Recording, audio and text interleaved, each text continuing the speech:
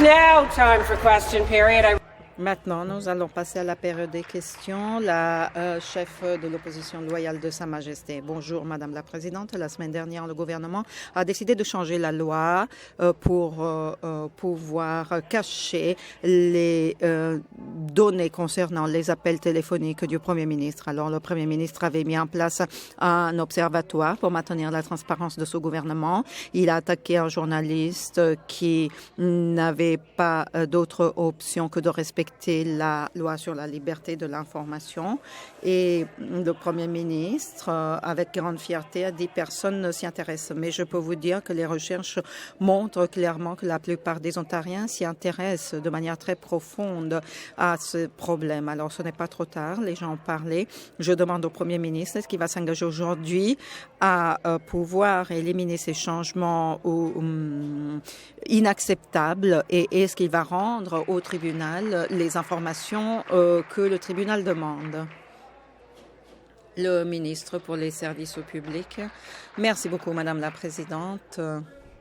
Nous déposons cette semaine un projet de loi qui va moderniser la loi sur la liberté de l'information et qui est vieille de peut-être plus de 40 ans. Peut-être qu'il y a très peu de gens qui étaient même nés à l'époque quand cette loi a été écrite. Cette loi, enfin, il y en a quelques-uns qui étaient nés déjà, mais bon, cette loi était née et a été écrite avant l'intelligence artificielle, avant le cloud, avant la technologie actuelle. Donc, ce qu'on essaie de faire, c'est tout simplement mettre à jour cette loi, que ce soit concernant la confidentialité ou la protection de la vie privée. Nous mettons à jour ce système, ce qui va augmenter l'accès de la population aux informations concernant le secteur public. 88% de ce que vous voyez aujourd'hui, vous allez continuer de le voir. Il y a des informations qui étaient confidentielles, qui vont rester confidentielles parce que c'est la loi qui le prévoit. Et donc, il y a des discussions parmi, par exemple, les députés du gouvernement qui restent prioritaires. Question complémentaire. Eh bien, vous voyez, il y a des choses qui sont mises en place et puis ce sont les personnes qui appuient le Premier ministre qui s'opposent à ces changements.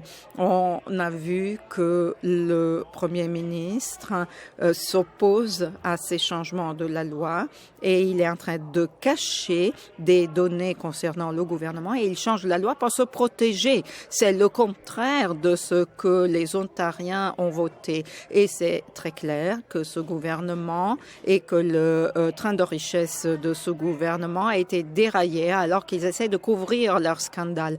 Donc, j'aimerais que le Premier ministre nous réponde. De quoi a-t-il besoin, le Premier ministre, pour comprendre que les gens n'aiment pas quand on essaie de cacher des informations?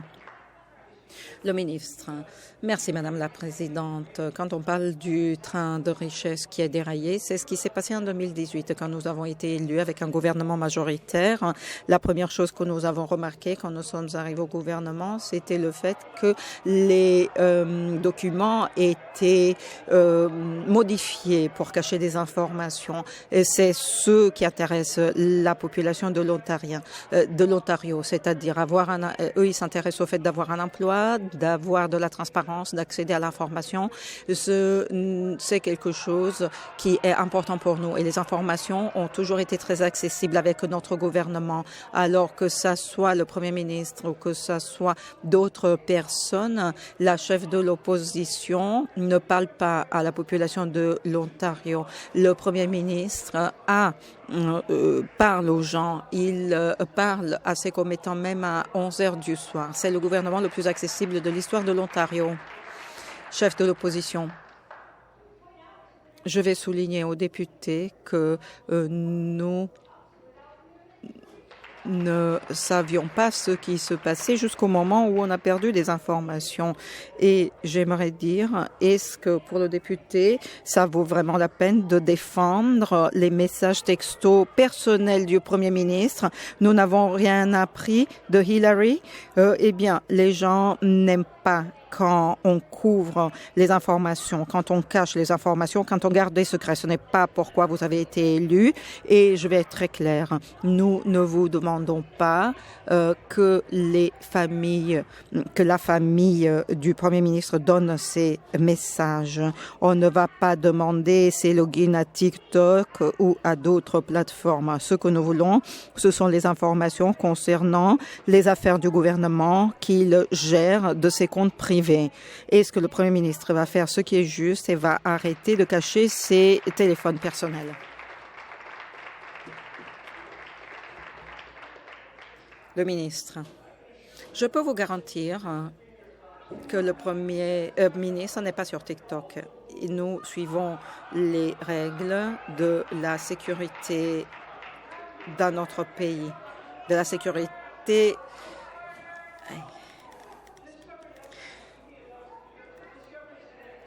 Ce gouvernement respecte la sécurité informatique et nous avons des lois. Nous avons eu plus d'1 trillion d'incidents, d'attaques cybernétiques dans notre province.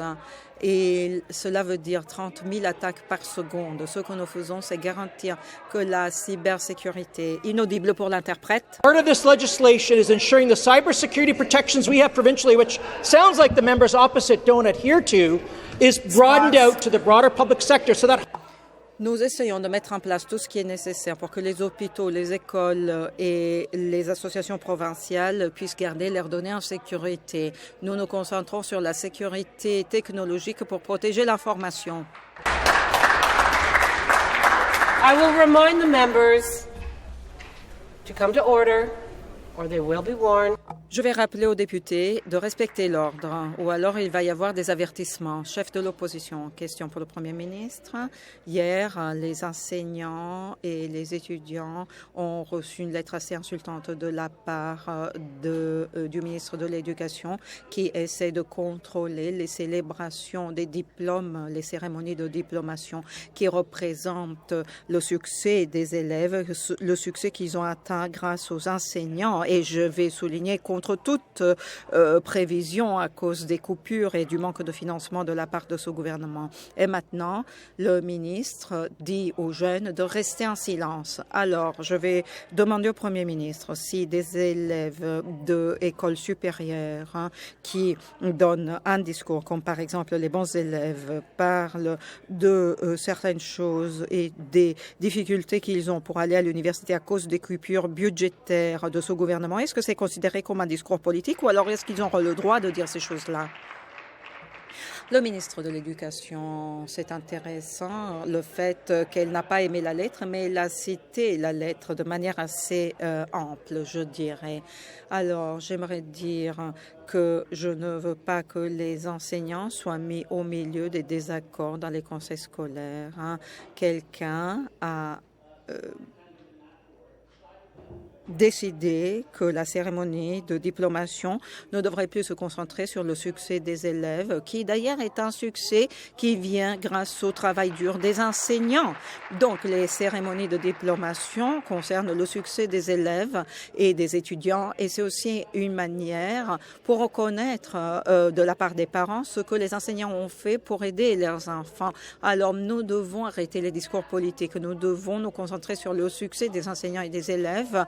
Et nous devons aussi faire en sorte qu'on respecte le travail des enseignants qui organisent aussi ces cérémonies. Donc, les surintendants doivent respecter cela. On doit se concentrer sur le succès et il faut qu'on puisse se concentrer véritablement sur ce que les élèves ont accompli. Leader of the Opposition. Chef de l'opposition. D'accord. Alors, je vais souligner que oui, il y a du travail dur pour les enseignants, mais nous avons un gouvernement qui change les lois pour changer tout de la population. Et maintenant, on essaye aussi de faire taire les étudiants et les élèves. Et ce n'est pas comme ça que la démocratie fonctionne. Nos salles de classe n'ont pas besoin d'interférence et d'ingérence politique de la part de ce ministre. Ils ont besoin d'assistance pour l'éducation. Ils ont besoin de fenêtres qui sont cassées et ils ont besoin d'instruments. Ils ont besoin de salles de classe avec moins d'élèves. Pourquoi ce Premier ministre ne se concentre pas sur la résolution des problèmes liés au système de l'éducation de l'Ontario? Le ministre. Il y a une indication claire de la différence entre les néo-démocrates et les libéraux. Quand il s'agit de l'éducation, on doit se concentrer sur les élèves, les parents et les enseignants. 85% d'un budget d'éducation est dédié au salaire pour les éducateurs. Vous savez pourquoi? Parce que les éducateurs sont la colonne vertébrale du système de l'éducation. Sans les éducateurs, personne d'entre nous ne serait là. C'est sur ça que le système doit se concentrer et non pas sur le fait de mettre les enseignants contre les parents. Et l'opposition se concentre quand on ne se concentre pas sur le succès des élèves, eh bien, on ne va pas protéger cela. Quand des enseignants montrent ou prononcent des propos racistes, par exemple, ils vont être licenciés. Cela est clair et net. Et quand ils vont sur TikTok et ils disent que le président Trump devrait être assassiné, eh bien, ça, c'est quelque chose qui n'est pas tolérable, qui n'est pas acceptable dans une école. Député d'Ottawa-West Nepean. Alors, parlons de ce que les enseignants et les parents veulent entendre de ce Premier ministre concernant le racisme. Parce que ce matin, nous avons eu une famille et des étudiants qui étaient là avec une demande pour le Premier ministre. Éliminer le racisme systémique dans les écoles avec des recommandations. De 89 recommandations, rien n'a été pris en compte. Ce gouvernement a été complètement silencieux concernant la discrimination dans les écoles. Les parents et les élèves veulent entendre un engagement comme quoi le gouvernement va mettre en place des recommandations et des délais également. Est-ce que ce Premier ministre va mettre en place ces recommandations, oui ou non? Le ministre, merci. J'ai envie d'être d'accord sur le fait qu'avec la structure que nous avons en Ontario concernant le gouvernement, on a vu des lacunes dans toute la province de l'Ontario qui ont mené à des défis et à des difficultés. Je sais que le ministre qui a eu des difficultés concernant la situation dans la région de Peel. Nous allons bientôt amener une gouvernance à cette Assemblée, ce qui va gérer aussi ces problèmes. Vous savez, le projet de loi 53 qui n'a pas été appuyé allait résoudre ces problèmes. Donc, on sait qu'il y a des défis dans le système qui vont être résolus et nous allons entrer en jeu et nous allons travailler pour pouvoir continuer avec les réformes pour résoudre des problèmes aussi sérieux comme cela. Je suis d'accord, le système n'a pas livré les solutions qu'on espérait, mais des changements sont en train d'arriver. Député de Don Valley Ouest, merci. Alors, demain, nous allons entendre le ministre des Finances concernant le budget.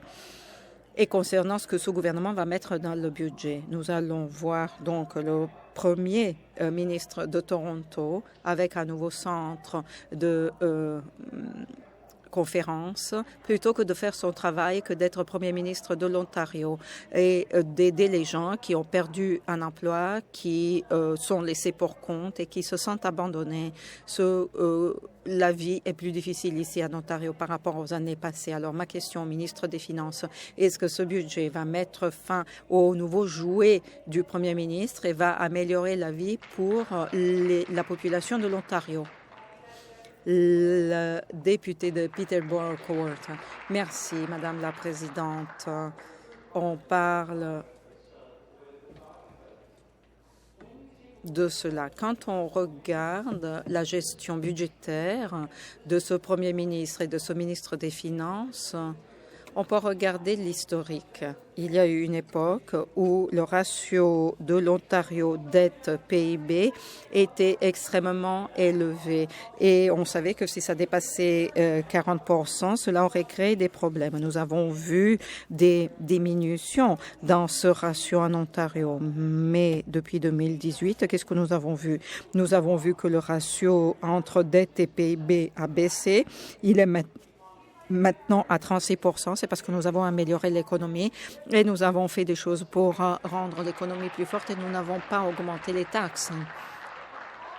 En plus, on a vu l'index Standard & Poor's qui a augmenté le rating pour l'Ontario. Et je vais en dire plus dans la question complémentaire. La députée pour la question complémentaire. Après 8 ans de gouvernement conservateur, la vie est plus difficile en Ontario, surtout pour le nombre record de personnes au chômage avec ce gouvernement. La réponse du gouvernement, on dépense des centaines de millions de l'argent des contribuables pour des publicités. Ils nous bombardent avec ces publicités. On a des panneaux, des publicités en ligne, des affiches et voilà ce qu'on devrait faire. Bientôt, l'Ontario va payer pour un centre de conférence nouveau en Ontario. Ceci dit, la population n'aura pas de logement, n'aura pas de soins de santé et les enfants seront laissés pour compte. C'est ça ce que fait ce gouvernement. Il délaisse l'Ontario. Et on revient aux finances. Est-ce que le ministre des Finances va nous dire s'il va arrêter de gaspiller des centaines de millions de dollars de l'argent des contribuables pour des publicités et va améliorer la vie de la population de l'Ontario? Le député de Peterborough Court, merci Madame la Présidente. 4 juin 2018, c'est là que tout a commencé pour rendre la vie meilleure pour l'Ontario. Notre économie était à un PIB de 717 millions de dollars, 7 milliards de dollars. Cette année, on a dépassé 1 trillion de dollars. Alors, si on n'a pas de l'argent disponible, on ne dépense pas. C'est pourquoi nous avons dépensé l'année dernière pour reconstruire l'économie. Nous avons vu plus d'1 million de personnes aujourd'hui qui sont employées en Ontario par rapport à la fin de 2017, par rapport à la fin du gouvernement désastreux des libéraux. Ce gouvernement fait des choses pour augmenter les opportunités professionnelles, pour aider la population de la province et nous voyons les résultats. Député de Don Valley West. Madame la Présidente, eh bien, nous sommes au courant des habitudes dépensières de ce gouvernement. Aucun ministre responsable au niveau budgétaire ne dépenserait des centaines de millions de l'argent des contribuables sur des publicités. Aucun ministre responsable au niveau budgétaire n'utiliserait des centaines de millions des contribuables pour donner de bonnes notes à des demandeurs qui n'ont pas été évalués comme pouvant recevoir des financements. Aucun ministre responsable au niveau budgétaire n'utiliserait l'argent pour autre chose que l'éducation. On ne couperait pas les finances pour l'éducation et la santé. Mais ce ministre des Finances a fait tout ça. Et je reviens au ministre des Finances. Quand est-ce qu'il va devenir plus sage? Quand est-ce qu'il va se mettre en jeu pour livrer un budget qui soit positif pour la population de l'Ontario? Le ministre, Madame la Présidente, ces publicités qui se trouvent dans le monde entier ont eu beaucoup de succès. En France, 85 millions de dollars d'investissement. En Suède, 85 millions de dollars à Sudbury. 87 millions de dollars de l'Autriche. Ferrero d'Italie, 400 millions de dollars et 500 emplois. Marvel, américain, 200 et plus millions de dollars et des centaines d'emplois. Notre commerce avec l'Union européenne a augmenté de 38% depuis ces publicités. Avec la Corée du Sud, nous avons augmenté de plus de 90%. Avec la Suisse, 132%. Le Royaume-Uni, 194%. Et d'autres pays, le Vietnam, 188%. Les gens dans le monde entier ont compris que quand vous voulez construire quelque chose dans le monde, vous le construisez ici en Ontario. Le chef du troisième parti. Merci, Madame la Présidente. Question pour le ministre de l'Éducation. Après 8 longues années, ce ministre et ce Premier ministre et ce gouvernement conservateur continuent de rendre la vie plus difficile pour les familles de l'Ontario.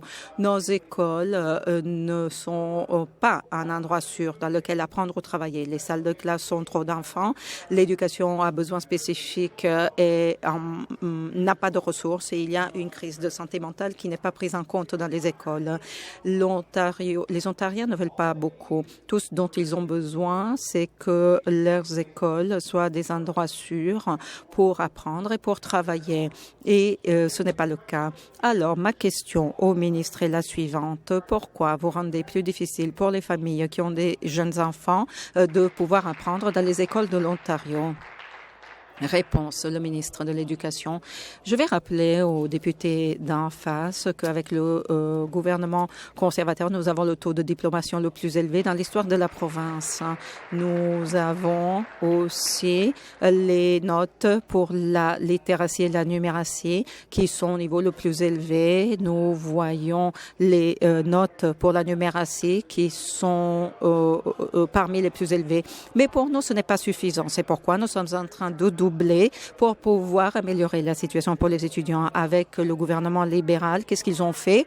Ils ont réduit à la fin les enseignants qui n'avaient pas les ressources pour leurs projets. Qu'est-ce que nous faisons? Nous sommes en train de les rendre $750 pour les enseignants. Vous savez pourquoi? Pour qu'ils puissent financer leurs salles de classe, pour qu'ils ne puissent pas demander l'argent aux parents comme ils ont fait avec les libéraux en disant aux parents, est-ce que vous pouvez nous donner de l'argent parce que nous devons aller chez Dollarama pour acheter des ressources. Vous savez ce que nous faisons? Nous donnons directement l'argent aux enseignants pour qu'ils puissent utiliser les ressources pour leur salle de classe. C'est une bonne nouvelle pour les enseignants, pour les parents, pour les élèves et pour tous ceux qui doivent apprendre dans les écoles. Chef du troisième parti, j'ai un mot de 4 lettres pour le ministre. OCRE, c'est ça les résultats de l'OCRE, en fait. C'est ça les tests qui sont importants. Alors, je vais vous parler de quelqu'un dans ma circonscription, qui vit dans ma circonscription, qui est très intelligente, qui a des besoins spécifiques. 2 ans après, elle n'a toujours rien reçu, rien du tout. 2 ans, pas de soutien du ministre. Et je peux vous dire que Marigold n'est pas la seule enfant dans notre province qui a besoin de ces ressources. Il y a des milliers d'autres élèves. Alors, ma question au ministre, c'est que la vie est suffisamment difficile pour Marigold. Pourquoi vous la rendez encore plus difficile? Je vais rappeler aux députés que de nouveau, sous l'égide de ce gouvernement, nous avons le taux de règlement le plus élevé dans la province de l'Ontario. Sous l'égide de ce gouvernement et avec les réformes qui sont commencées, nous avons le plus grand note dans les lectures que nous ayons jamais eues dans la province de l'Ontario. Sous l'égide de ce gouvernement progressiste conservateur, nous avons vu une augmentation des notes de maths. Nous rappelons tous que sous l'égide des libéraux, nous avons découvert les maths. Sous notre gouvernement, vous avez appris les maths. Ce n'est pas assez. Ce n'est pas très bon pour nous. Et c'est pour cette raison que nous apportons plus de soutien, de ressources dans les salles de classe afin que les étudiants se portent encore mieux. C'est pour cela que nous apportons des soutiens aux étudiants, car nous savons que le système fonctionne mieux lorsque vous écoutez les gens qui livrent ces services. Je l'ai dit dans une des questions. Les éducateurs sont la colonne vertébrale de notre système d'éducation. Chef du troisième parti, ce gouvernement affame l'éducation spécialisée. C'est pour cela que nous avons des histoires telles que celle de Marigold. Ils ne peuvent pas prendre des congés et ils ne peuvent pas se permettre l'aide dont Marigold a besoin. Cela crée des lacunes dans leur budget, des trous. Et même, elle conduit Marigold à ses rendez-vous chaque semaine, car ils ne peuvent pas prendre des jours de congé du travail. Et ils ne peuvent pas se le permettre. Mais heureusement, ils ont une tante qui est prête à faire cela. Cela ne doit pas être comme ça. Monsieur le Président, Madame la Présidente, ça devient réellement difficile pour Marigold et ses parents et des milliers d'autres familles. Pourquoi ce ministre rend-il leur vie encore plus difficile? Ministre de l'Éducation, de nouveau, c'est juste le contraire, Madame la Présidente. J'ai répété cela à maintes reprises. Je ne pense pas que nous disons que nous avons le plus grand financement. Je ne pense pas qu'il se soucie. Le chef de l'opposition parle des coupes au financement. Vous savez de quoi ils se soucient? Les parents se soucient que quand mon enfant va à l'école, est-ce que l'éducatrice possède les ressources nécessaires pour délivrer les résultats les meilleurs? Et c'est sur cela que nous nous concentrons, d'avoir les ressources pour donner la meilleure qualité d'étudiants. Et c'est pour cela qu'à Ottawa, dans la propre collectivité de députés, nous nous sommes mobilisés pour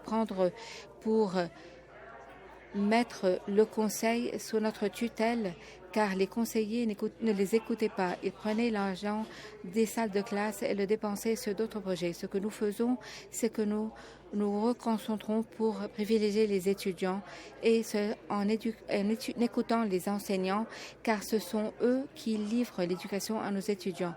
Nous continuerons de ce faire, peu importe ce que dit l'opposition.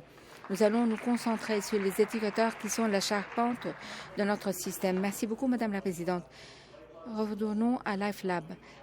LifeLab va fermer leurs installations de laboratoire. Sous l'égide de ce gouvernement, nous avons plusieurs travailleurs qui vont perdre leurs emplois. Cela signifie que sous la férule du Premier ministre, les étudiants de technologie auront plus d'emplois parce que cela ira au sud de l'Ontario.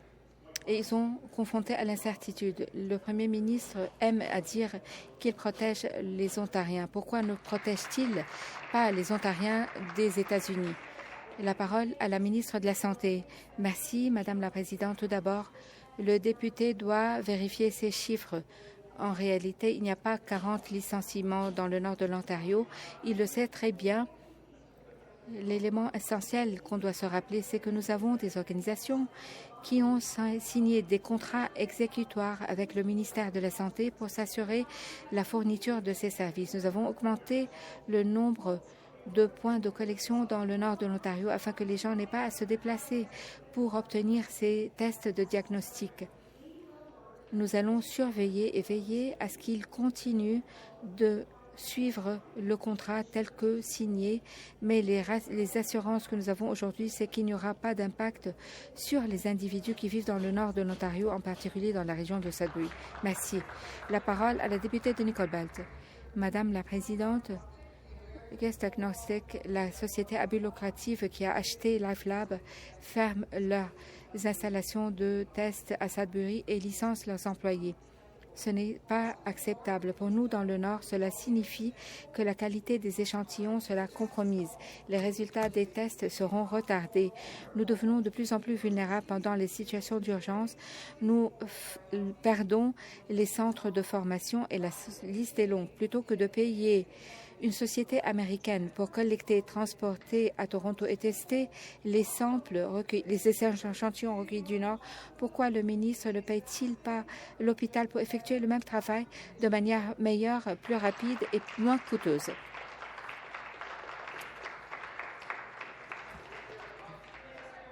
Ministre de la Santé, merci beaucoup, Madame la Présidente. De nouveau, pour renforcer les tests reste dans nos hôpitaux à l'échelle de l'Ontario et cela reste non changé. Comme j'ai mentionné, nous avons 6 possibilités pour les gens afin qu'ils n'aient pas à se déplacer aussi loin. Nous avons un contrat et nous allons veiller à ce que les termes du contrat soient respectés. Mais il n'y aura aucun impact sur les patients dans cette situation. De nouveau, je demande à la députée d'examiner les faits, de s'assurer que les chiffres qu'ils nous lancent, et je comprends, nous sommes en chambre et qu'ils peuvent agir en toute impunité, mais il faut au moins qu'ils aient les bons chiffres. Question. La parole au chef du 3e parti. Merci beaucoup, Madame la Présidente. Ma question s'adresse à la ministre de l'Éducation. Tout comme beaucoup d'entre nous, je me trouvais au petit déjeuner d'éducation et j'ai entendu le ministre parler aux enseignants. J'étais étonnée. Je n'arrivais pas à y croire. Je n'ai entendu rien de pareil. Je ne devrais pas surpris parce que j'ai lu la lettre un peu plus tôt. J'aurais su pourquoi. J'aurais su pourquoi. C'était le même ton. C'était impérieux, condescendant et en dehors de la plaque. Les gens qui sont responsables de nos enfants, pourquoi envoyez-vous une lettre pareille à chaque enseignant lorsque vous dites inaudible? Inaudible? Cette lettre, la lettre, pourquoi vous avez envoyé?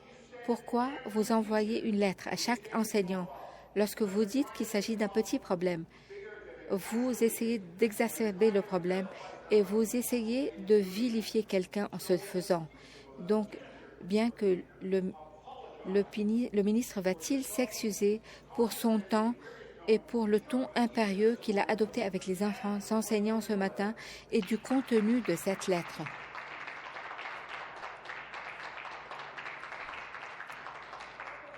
Ministre de l'Éducation. Tout d'abord, nous avons déposé la lettre. Après la période des questions, je vais demander le consentement unanime pour qu'il lise la lettre et pour voir quel était le ton dans cette lettre. Je ne vais simplement pas m'excuser du contenu de cette lettre. Je l'ai mentionné un peu plus tôt quand je parlais aux étudiants. Lorsque nous avons une situation où, à Toronto, deux enseignants sont partis sur Instagram, j'ai licencié ces étudiants.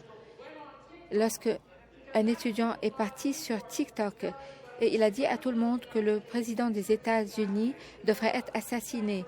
Vous savez que cette personne a été licenciée car elle n'appartient pas à un système d'éducation qui est la colonne vertébrale de notre système d'éducation. 99% de nos enseignants travaillent dur, mais il y a 1% qui ont un agenda différent, autre que le soutien aux parents et aux étudiants.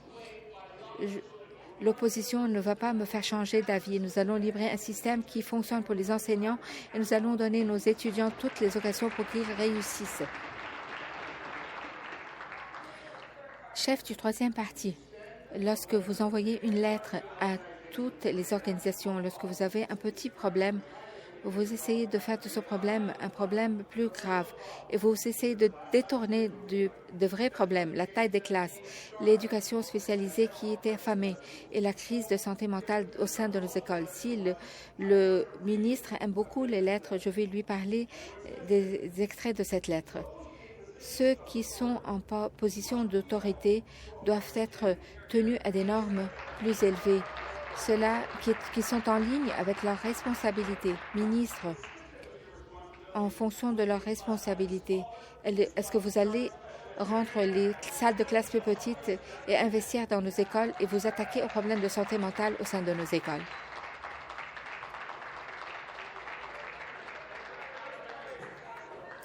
Ministre de l'Éducation. Ce que nous avons fait depuis que nous sommes venus au pouvoir, c'est de privilégier les étudiants, les parents et les étudiants. Sous les libéraux, c'était une guerre. Nous voulons que les étudiants se concentrent sur l'apprentissage. Les enseignants ont dit qu'ils veulent être des éducateurs et nous allons livrer un système qui leur permet de ce faire. Le député d'en face appuie une cérémonie de diplomation à Hamilton où un responsable a décidé que nous ne devons pas nous concentrer sur les étudiants, sur les réalisations des étudiants. Nous devons nous concentrer sur les divisions. Nous devons nous concentrer sur les étudiants et sur les parents et les enseignants. Et nous allons toujours être fiers d'être Canadiens et des réalisations que nous avons accomplies. Et je vais me mobiliser à chaque fois lorsque quelque chose contrevient à ces mesures.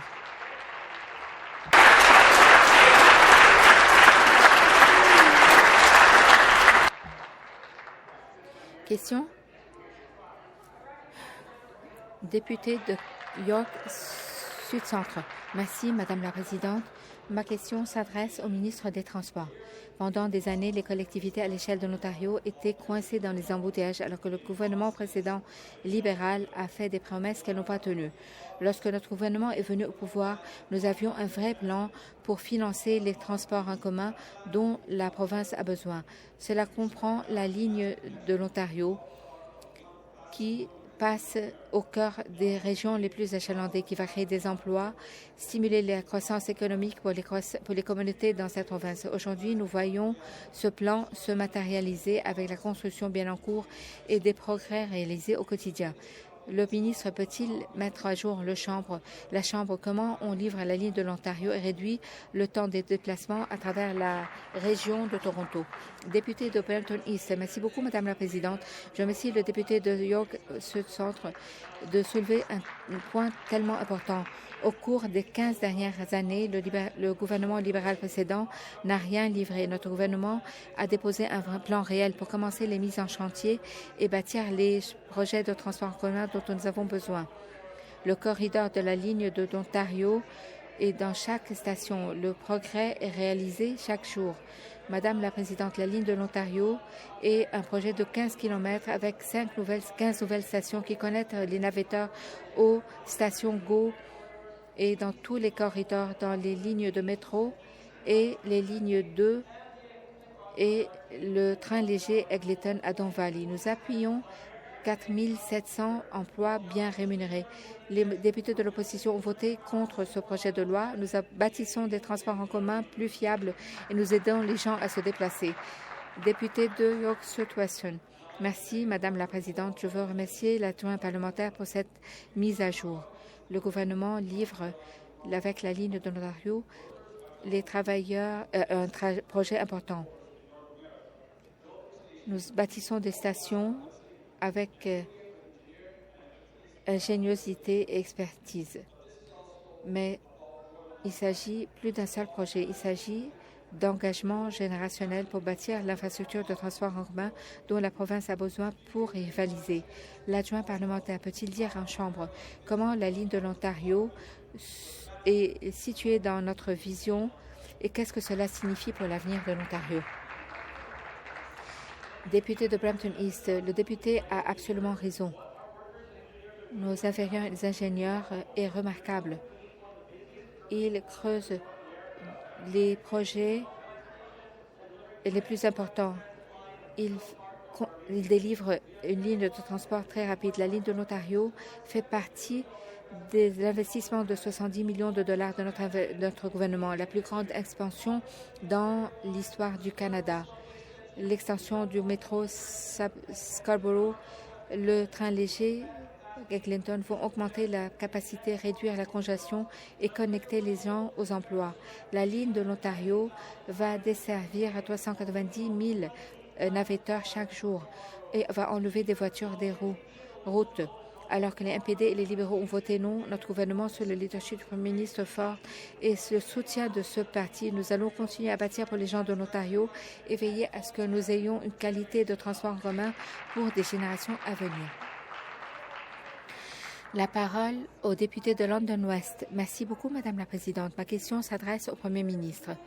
Julia est une étudiante en médecine de première année. Elle est présidente de sa classe et active dans l'association des étudiants. Les scolarités des écoles de médecine est de 20 000 $ par année. La formation médicale coûte plus que 100 000 $. Julia est inquiète car les coupes au RAFEO vont rendre impossible aux étudiants qualifiés de plusieurs antécédents de travailler. Pourquoi ce Premier ministre rend-il plus difficile aux étudiants qualifiés d'avoir accès à la formation médicale? Ministre des collèges et universités. Merci beaucoup, Madame la Présidente. Je suis sûre que la députée sait que la subvention Apprendre et laisser et la nouvelle subvention sera pour les médecins de facile. Nous avons couvrir 100% des frais de scolarité ainsi que les frais connexes. Mais ce parti aime choisir quelques faits et les exposer au public. Les cerisiers ne se sont pas encore épanouis. Donnez toutes les informations aux étudiants. Il y a beaucoup d'informations que vous ne partagez pas avec les étudiants. L'université a reçu 1,8 milliard de $ à chaque année. Nous allons continuer à être présents avec la subvention Apprendre et laisser, le programme des PSSP ainsi que nos nouveaux plans d'apprendre et rester. Et nous allons avoir 400 recrues chaque année. Député de London West, j'encourage le ministre à écouter les étudiants de l'Association de médecine avec les soutiens dont ils ont besoin. Madame la Présidente, l'Association des infirmiers et infirmières de l'Ontario estime que l'Ontario sera à court de plus de 30 000 infirmières à la fin de cette décennie. Les coupes au RAFEO vont empirer les choses. L'Ontario a besoin désespérément de plus d'infirmières de plusieurs domaines. Les étudiants ne doivent pas contracter des dettes pour pouvoir étudier les soins infirmiers. Le gouvernement va-t-il inverser ces coupes au RAFEO afin que les Ontariens puissent diplômer les infirmières et les infirmiers dont nous avons besoin d'urgence? Ministre des collèges et universités. Merci, Madame la Présidente. On parle de la pénurie des infirmiers. Nous n'avons pas entendu des subventions à prendre et laisser. Nous avons investi 70 milliards de dollars. Nous avons aidé 30 000 étudiants dans les programmes. Mais si elle veut parler du RAFEO, parlons du RAFEO. La VG en 2017 a dit que la mesure des libéraux ne pouvait pas durer. Et ils ne peuvent pas durer. Nous avons été clairs. Nous ne pouvons pas maintenir ces mesures. Le RAFEO ne va pas disparaître. Le RAFEO doit être durable non seulement pour ces étudiants, mais pour les prochaines générations. Nous allons toujours être présents pour les étudiants, mais ils doivent investir en eux-mêmes et en leur carrière. Et nous allons payer pour les aider. Question. La parole à la députée d'Etobicoke-Lakeshore. Merci beaucoup, Madame la Présidente. Avant de poser ma question, je voudrais me faire l'écho de mon collègue concernant les commentaires soulevés par le ministre de l'Éducation. C'est comme s'il était l'empereur de l'éducation. Il mérite plus de respect. Madame la Présidente, à la veille du budget, le gouvernement essaye de régler quelque chose qui n'est pas défaillant. L'accès à l'information existe afin que les contribuables sachent comment on dépense leur argent. Après 8 longues années de ce gouvernement conservateur, la vie devient de plus difficile. Les contribuables méritent de savoir pourquoi. Mais plutôt que cela, le gouvernement veut cacher la vérité. Madame la Présidente, cela est mauvais et tout le monde le sait. 700 000 personnes sont au chômage et plusieurs sont inquiets. 1 million de personnes dépendent sur les banques alimentaires et les gens vont à l'école avec le ventre creux. Au Premier ministre, pourquoi ce gouvernement se concentre davantage à cacher leur bilan plutôt que de le réparer? Ministre de la livraison des services publics et privés. Madame la Présidente, nous sommes un gouvernement qui est engagé à régler les problèmes que nous avons hérités. Le ministre de l'Éducation est le premier qui s'est opposé et qui a défendu les étudiants, les parents et les éducateurs. Et donc, applaudissons-le, s'il vous plaît. Et dans cette veine, je ne veux pas dire ce que nous faisons avec ces changements parce que cela est lié à la sécurité des enfants. En réalité, j'ai 4 enfants, j'ai 2 qui sont au lycée. Il y a plusieurs personnes qui ont des enfants au lycée ou dans les écoles publiques et ils ne savent pas comment ils peuvent accéder aux données des enfants.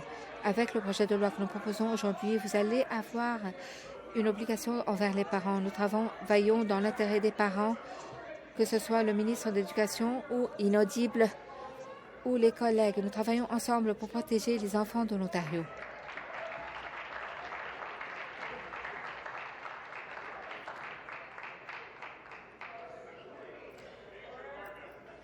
Rappel à l'ordre. La parole au député d'Etobicoke-Lakeshore. Merci, Madame la Présidente. Madame la Présidente.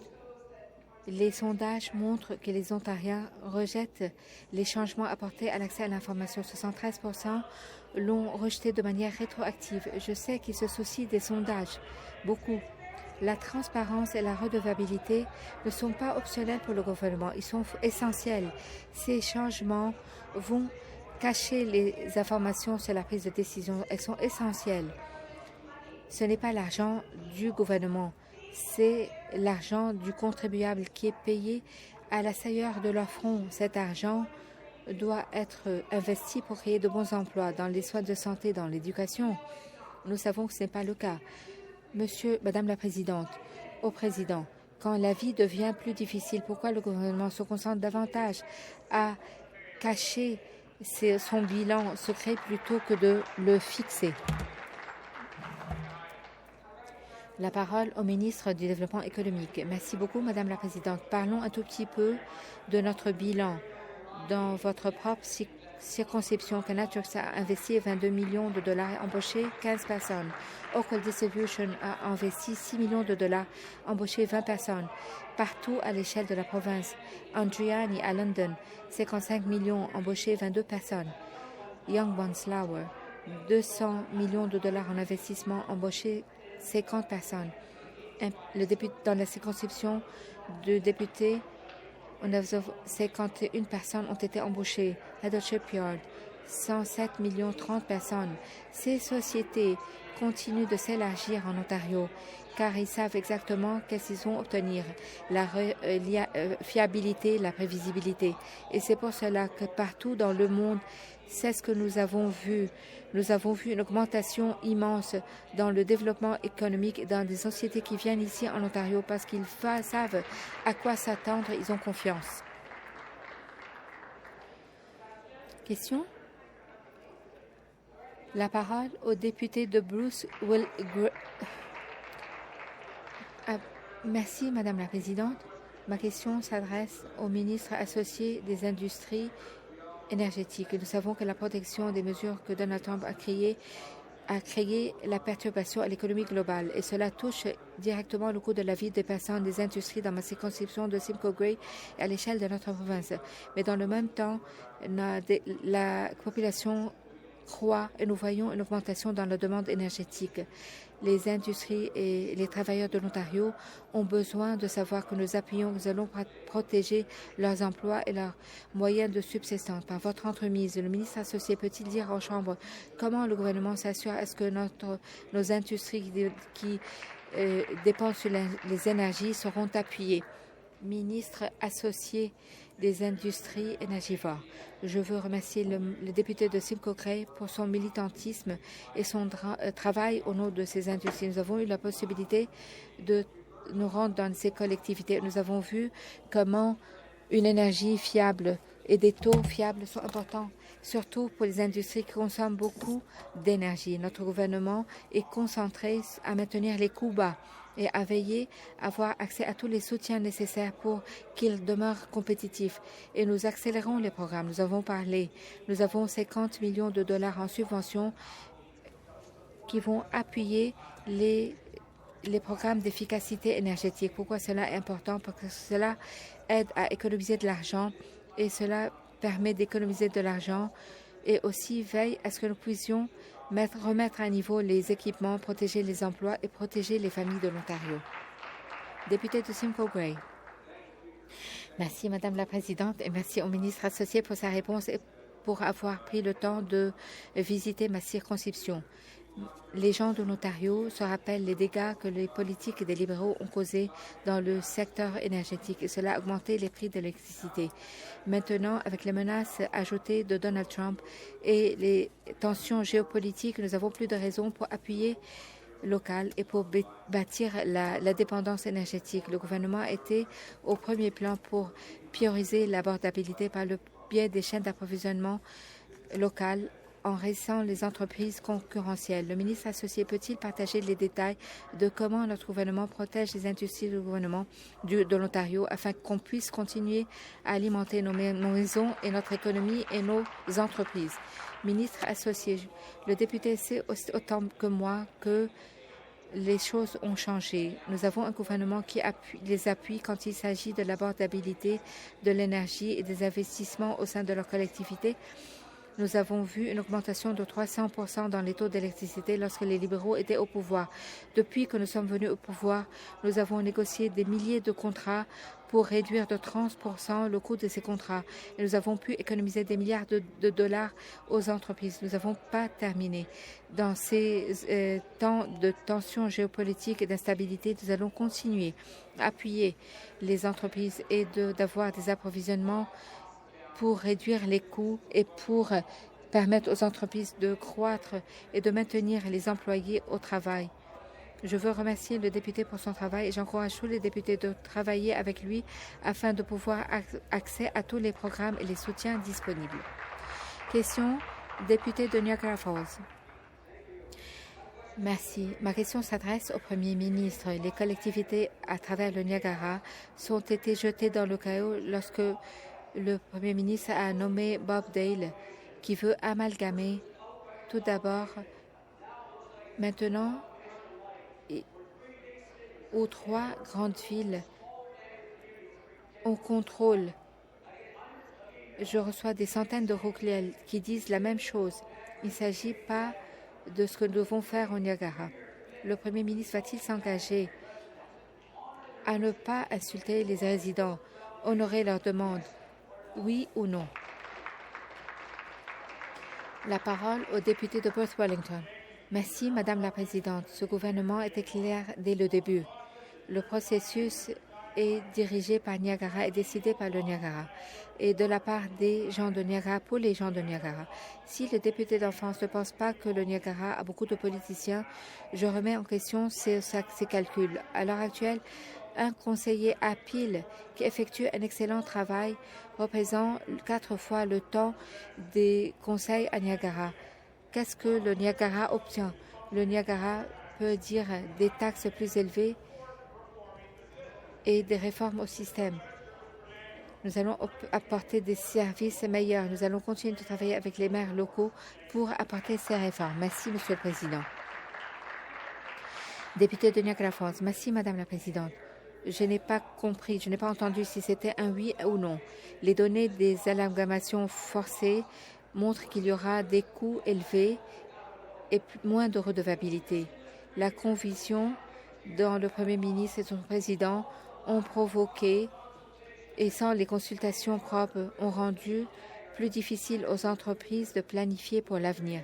Le Premier ministre va-t-il promettre les résidents que tout changement vont se produire seulement après avoir mené des consultations et avec le soutien des municipalités, de toutes les municipalités locales?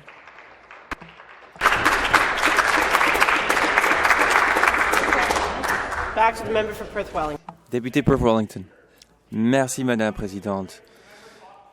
C'est drôle d'entendre les membres opposés parler de la bureaucratie de cette province alors qu'ils sont en train de voter contre toutes les mesures qui cherchent à augmenter la concurrence en Ontario. Nous allons continuer à le faire en tant que gouvernement de l'Ontario. Nous allons protéger l'Ontario, attirer plus d'entreprises en Ontario, à Niagara notamment. La question qui a été posée, revenons sur cela. Je ne sais pas si le député sait que le comité permanent du patrimoine a organisé des audiences publiques à Niagara 2 fois il y a quelques années. Nous avons prêté oreille aux maires des villes, aux leaders communautaires et cela nous a aidés à créer, à concevoir ces nouvelles mesures. Ceci va nous permettre de modifier et d'améliorer la situation là-bas et de travailler avec les entreprises en le faisant. Question, député Beaches Est York. Merci, Madame la Présidente. Le gouvernement a annoncé qu'il va y avoir une amalgamation des autorités de conservation de l'Ontario, les 36. Cela a engendré la confusion. Une organisation a parlé du fait que les rivières et les bassins qui se retrouvent dans le lac Huron ne sont pas les mêmes environnements que ceux qui se trouvent dans le nord.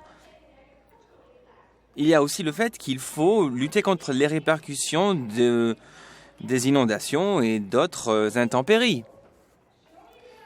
Et maintenant, on a compris qu'il y a 2 nouvelles autorités de conservation de la nature qui ont été ajoutées dans le spectre actuel.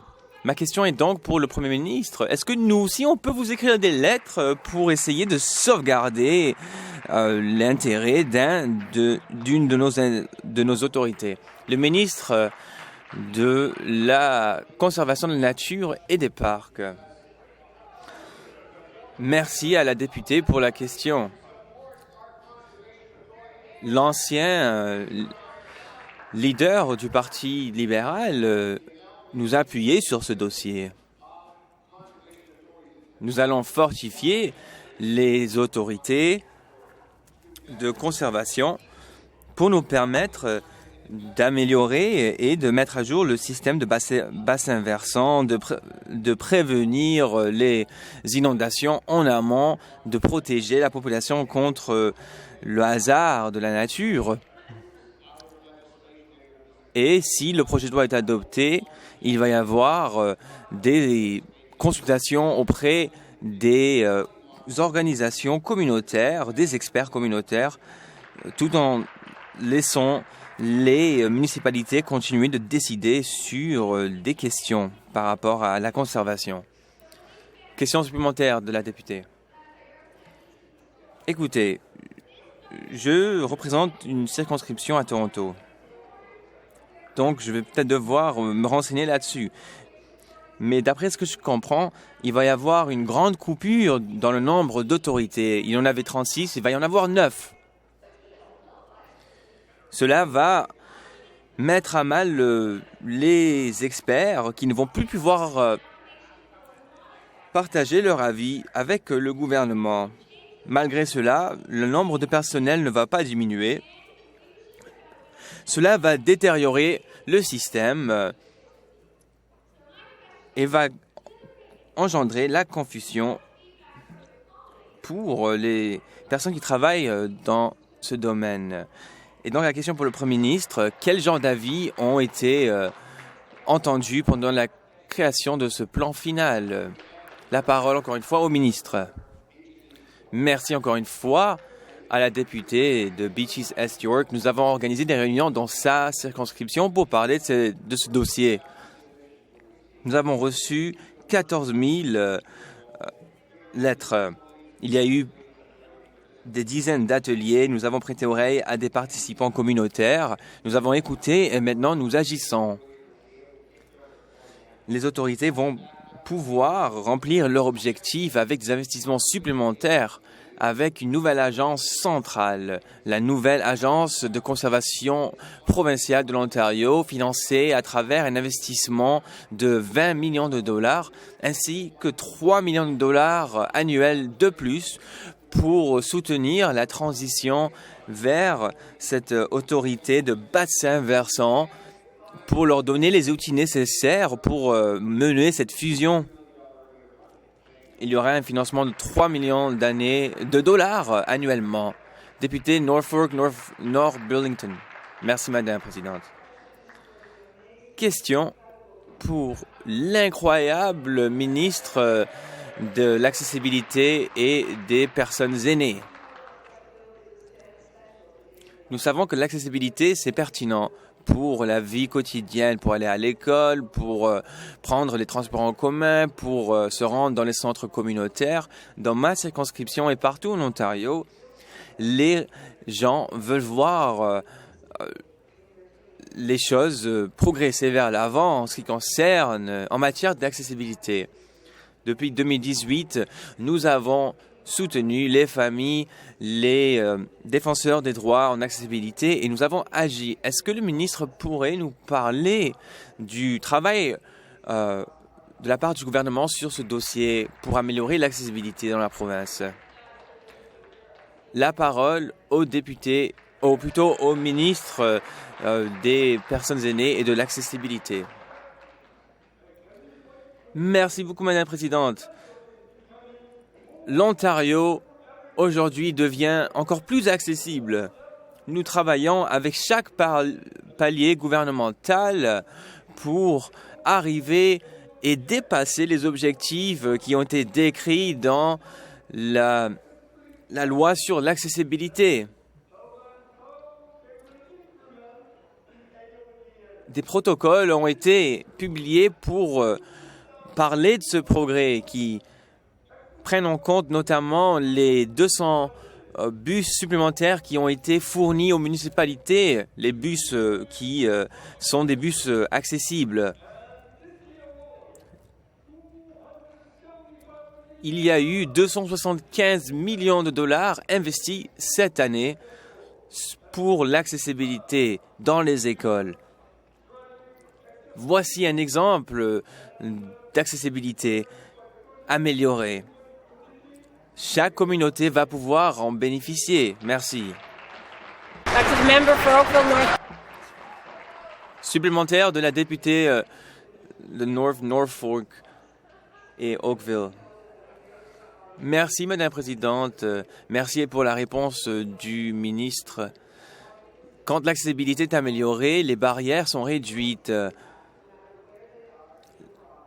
et les retombées sont ressenties partout, dans chaque voisinage de l'Ontario. Chaque communauté et organisation qui travaillent sur ce dossier essayent d'appuyer ces communautés. Est-ce que le ministre pourrait nous parler des soutiens qui sont disponibles pour les communautés pour favoriser l'accessibilité et améliorer l'accès en Ontario?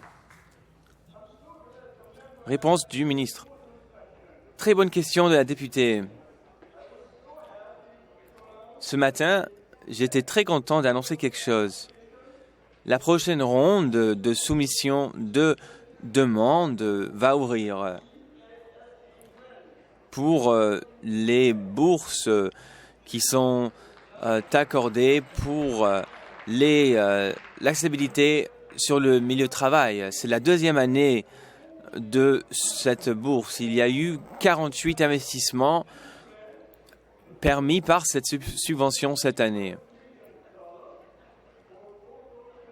23 millions de dollars ont été investis dans ce programme pour améliorer l'accessibilité dans les communautés.